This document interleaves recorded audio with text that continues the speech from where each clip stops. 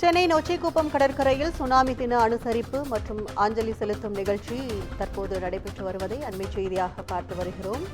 சென்னை நொச்சிக்குப்பம் கடற்கரையில் சுனாமி தின அனுசரிப்பு மற்றும் அஞ்சலி செலுத்தும் நிகழ்ச்சி நடைபெற்று வருகிறது.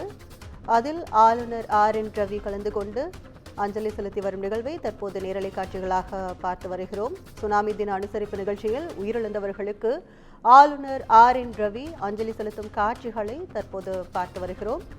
கூடுதல் விவரங்களை செய்தியாளர் சிவகுமார் வழங்க கேட்கலாம். வணக்கம் சிவகுமார், கூடுதல் விவரங்கள். வணக்கம். 2004ஆம் ஆண்டு ஏற்பட்ட சுனாமியில் மறைந்த லட்சக்கணக்கானோருக்கு அஞ்சலி செலுத்தும் வகையில சென்னை பட்டணப்பாக்கம் கடற்கரையில தமிழ்நாடு ஆளுநர் RN ரவி அவர்கள் தற்பொழுது மெழுகுவர்த்தி அஞ்சலி செலுத்தி வரக்கூடிய காட்சிகளை பார்த்துட்டு இருக்கிறோம். 2004ஆம் ஆண்டு இந்தோனேசியா கடற்பகுதியில் ஏற்பட்ட மிகப்பெரிய நிலநடுக்கத்தின் காரணமாக சென்னை உள்ளிட்ட உலகம் முழுவதும் பல்வேறு நாடுகள்ல பெரிய அளவிலான ஒரு சுனாமி தாக்கமானது ஏற்பட்டது. இந்த சுனாமி தாக்கத்தில் நாடு முழுவதிலும் லட்சக்கணக்கான மக்கள் இறப்பை சந்தித்தனர். மேற்கொண்டு குறிப்பாக சென்னையிலையும் ஒரு லட்சக்கணக்கான பேர் இறந்ததையும் நம்ம பார்த்தோம். அது சுனாமி ஏற்பட்டு இன்றுடன் 20 ஆண்டு நிறைவு பெறுவதையொட்டி இதை அந்த இறந்தவர்களுக்கு அஞ்சலி செலுத்தும் வகையில தமிழ்நாடு ஆளுநர் RN ரவி சென்னை பட்டணப்பாக்கம் கடற்கரையில மெழுகுவர்த்தி ஏந்தி அவர்களுக்கு அஞ்சலி செலுத்தினார்.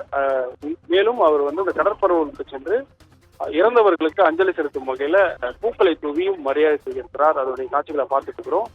அதாவது இந்த மெரினா கடற்கரை பட்டணப்பாக்கம் சாலையில் அந்த ரூப் ரோடுன்னு சொல்லுவாங்க. அந்த ரூப் ரோட்ல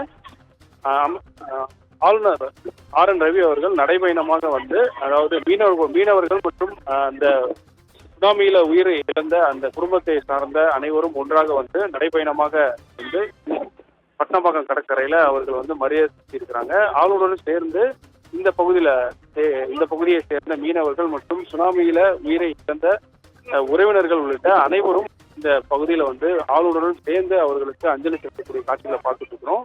இந்த பகுதியில இறந்தவர்களுக்கு மரியாதை செலுத்தும் வகையில ஆளுநர் அவர்கள் மெழுகுவர்த்தி ஏந்தி அஞ்சலி செலுத்தினார். அதனைத் தொடர்ந்து கடல்ல பூக்களை தூவியும் மரியாதை செலுத்தினார். அதனுடைய காட்சிகளை தான் நம்ம பார்த்துருக்கோம்.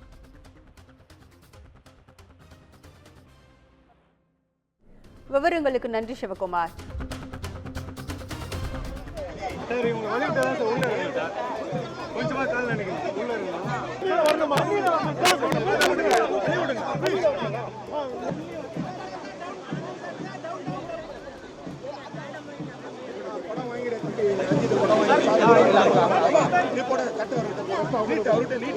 முடிக்கிட்ட